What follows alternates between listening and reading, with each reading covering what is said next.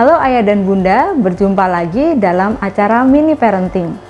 Pada kesempatan ini, saya Maria Nugraheni Mardi Rahayu dari Fakultas Psikologi akan menyampaikan tips pendek tentang bagaimana mendampingi anak-anak yang telah Tuhan anugerahkan dalam kehidupan kita. Nah, kali ini kita akan belajar bersama mengenai pengembangan kemampuan anak untuk dapat mengendalikan diri. Apa itu pengendalian diri? Pengendalian diri merupakan kapasitas untuk dapat mengarahkan pikiran dan perilaku kita, terutama untuk menyusun dan juga melakukan rencana meskipun ada gangguan dari lingkungan, serta dorongan yang berlawanan dengan tujuan tersebut. Secara sederhana, pengendalian diri dapat dipahami sebagai kemampuan orang untuk dapat mengendalikan apa yang menjadi pemikirannya, emosinya, dan juga dorongan serta perilaku diri sendiri. Apa pentingnya pengendalian diri untuk anak? Kemampuan untuk dapat menunjukkan pengendalian diri dalam kehidupan sehari-hari merupakan kemampuan yang penting yang dapat menunjang kehidupan supaya menjadi hidup sehat dan juga sukses. Kita perlu menunjukkan pengendalian diri yang baik dalam berbagai area di kehidupan, seperti misalnya mencoba untuk mengatur kapan kita belajar dan kapan kita bermain, atau mengatur pola makan, pola istirahat, dan olahraga supaya tubuh kita menjadi lebih sehat. Pada masa dewasa, kita perlu mengendalikan diri untuk masalah yang lebih kompleks, seperti menghentikan kebiasaan-kebiasaan yang buruk, misalnya seperti menghentikan kebiasaan merokok, lalu mengendalikan pengeluaran untuk berbelanja, atau membuat kita juga dapat menahan diri dan menghindari perilaku yang berisiko. Anak yang menunjukkan pengendalian diri yang lebih baik akan mendapatkan berbagai manfaat atau hasil yang lebih baik. Beberapa penelitian menunjukkan bahwa anak dengan pengendalian diri yang baik memiliki prestasi belajar yang baik, kemudian juga memiliki relasi yang lebih baik dengan orang di sekitarnya seperti teman sebaya maupun orang dewasa, serta punya kesehatan mental yang lebih baik dan dapat menghadapi stres dengan lebih baik. Mereka juga memiliki kecenderungan yang lebih rendah untuk mengembangkan gangguan makan atau penyalahgunaan obat-obatan. Karena pengendalian diri ini merupakan kemampuan yang penting untuk dimiliki oleh anak, lalu bagaimana kita sebagai orang tua dapat mengajarkan anak untuk pengembangan pengendalian diri yang mereka miliki? Yang pertama, orang tua perlu menjadi role model. Seperti yang sudah kita ketahui, orang tua adalah sosok yang sangat dekat dengan anak dan juga akan diperhatikan oleh anak. Seringkali untuk belajar, anak akan lebih cepat dengan mengamati perilaku orang dewasa di sekitarnya. Ketika kita ingin anak mengembangkan pengendalian diri yang baik, maka orang tua juga perlu menunjukkan bagaimana pengendalian diri yang baik pada anak. Sebagai orang tua, kita dapat menunjukkan bagaimana kita dapat mengendalikan diri kita, mengendalikan emosi negatif yang kita rasakan ketika berada di situasi yang sulit. Kita juga perlu belajar mengekspresikan emosi yang kita rasakan dengan wajar dan juga menunjukkan pada anak bahwa kita mampu mengendalikan diri untuk tidak melakukan hal-hal yang buruk. Selain itu, kita juga berusaha untuk dapat memperbaiki kebiasaan-kebiasaan buruk tersebut.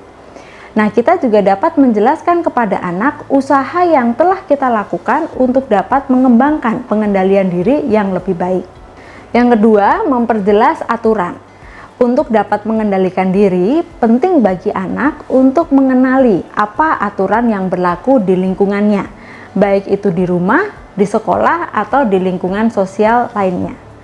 Nah, aturan ini berfungsi untuk memberikan arah pada anak tentang apa yang boleh dilakukan dan apa yang tidak boleh dilakukan. Selain itu, anak juga bisa dilibatkan dalam membuat aturan yang berlaku di dalam rumah. Misalnya, orang tua dan anak bisa menyepakati aturan bahwa anggota keluarga tidak boleh menggunakan handphone ketika sedang belajar atau sedang makan bersama. Atau aturan sederhana lainnya seperti mengembalikan barang pada tempatnya, kemudian merapikan tempat tidur sendiri, meletakkan cuci dan pakaian kotor di tempat yang tepat, dan lain sebagainya. Nah, kita juga perlu memberikan pemahaman pada anak mengapa aturan tersebut perlu dibuat dan apa konsekuensinya jika ada anggota keluarga yang tidak melakukan perilaku sesuai dengan aturan tersebut. Nah, yang ketiga, kita perlu mengajak anak untuk mengenali konsekuensi dari tindakannya. Kurangnya pengendalian diri tentu akan memunculkan berbagai konsekuensi yang negatif pada diri kita. Misalnya, membuat kita mengembangkan gaya hidup yang tidak sehat, punya relasi yang buruk dengan orang lain, tidak dapat mencapai prestasi yang optimal sesuai dengan kemampuan kita, bahkan kita juga bisa terlibat dalam perilaku yang berbahaya. Nah, anak-anak perlu diajak untuk mengenali konsekuensi dari tindakan yang ia lakukan dan bagaimana kita dapat mengendalikan diri. Misalnya, ketika kita tidak mengembalikan barang sesuai dengan tempatnya, nah berikutnya kita mungkin akan kesulitan atau membutuhkan waktu yang lebih lama untuk menemukan barang tersebut. Atau bisa saja barang itu bahkan hilang. Atau contoh yang lain, seperti misalnya kalau anak tidak mau tidur tepat waktu, ia bisa bangun kesiangan dan terlambat untuk berangkat ke sekolah keesokan harinya. Atau bisa juga ia mengantuk di kelas sehingga tidak dapat mengikuti pelajaran dengan baik. Begitu pula dengan contoh-contoh lain yang konsekuensinya lebih serius, seperti yang berkaitan dengan kesehatan atau hal yang lain. Nah, dengan menyadari konsekuensi ini, kita dan anak dapat lebih termotivasi untuk mau mengembangkan pengendalian diri. Yang keempat, melatih anak untuk mempraktikkan pengendalian diri.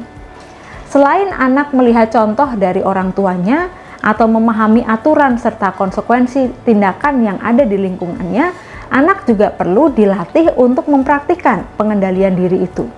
Pengendalian diri ini mirip dengan otot, jadi semakin sering kita latih, ia akan menjadi semakin kuat. Maka, kita perlu memperkuat pengendalian diri kita secara terus-menerus.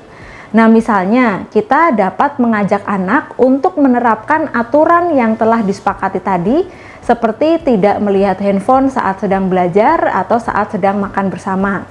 Lalu mengerjakan tugas sesuai dengan waktu atau jadwal yang telah dibuat. Selain itu juga bermain atau nonton TV jika sudah selesai mengerjakan PR dan lain sebagainya. Nah, ayah bunda juga dapat mengajak anak untuk mempraktikkan pengendalian diri dengan bentuk permainan. Misalnya, kita mengajak anak untuk memainkan menari dan berhenti, atau main lampu merah, lampu hijau, atau permainan seperti Simon berkata. Nah, permainan-permainan ini dapat menjadi latihan pengendalian diri untuk anak-anak. Yang kelima, orang tua perlu membuat lingkungan yang aman bagi anak. Mengembangkan pengendalian diri bukan hal yang mudah dan juga instan. Ada kalanya anak akan mengalami kesulitan dalam usaha mengembangkan keterampilan ini. Maka dari itu, sebagai orang tua, kita perlu membuat lingkungan yang aman bagi anak dengan cara tidak mudah menghakimi anak atas perilakunya ketika mereka melakukan kesalahan atau belum dapat menunjukkan pengendalian diri yang baik. Buat anak merasa nyaman untuk menyampaikan kesulitan atau hambatan yang mereka alami, sehingga kita dapat memahami apa yang menjadi kesulitan anak dan memberikan dukungan yang tepat untuk anak ketika mereka membutuhkan dukungan dari kita, sehingga mereka dapat mengatasi hambatan tersebut. Nah, ayah bunda, pada masanya anak akan memasuki dunia sosial secara mandiri. Dengan membekali anak kemampuan pengendalian diri yang baik, kita sedang membekali anak dengan alat yang akan mereka butuhkan untuk dapat membangun hubungan yang sehat dan juga baik dengan orang di sekitarnya di kehidupan mereka kelak. Nah, ayah bunda, kalau ayah bunda memiliki pengalaman dalam mendampingi anak mengembangkan keterampilan sosialnya, mari kita berbagi di kolom komentar di bawah ini. Atau jika ayah bunda ingin mendapatkan tips tentang parenting yang lain, boleh juga menuliskannya di kolom komentar di bawah ini. Nah, bila ayah bunda membutuhkan ide-ide tentang aktivitas bersama dengan anak, mari saksikan acara Geku Giku di kanal YouTube YKB GKI TV, dan sampai jumpa lagi di mini parenting yang selanjutnya. Tuhan memberkati.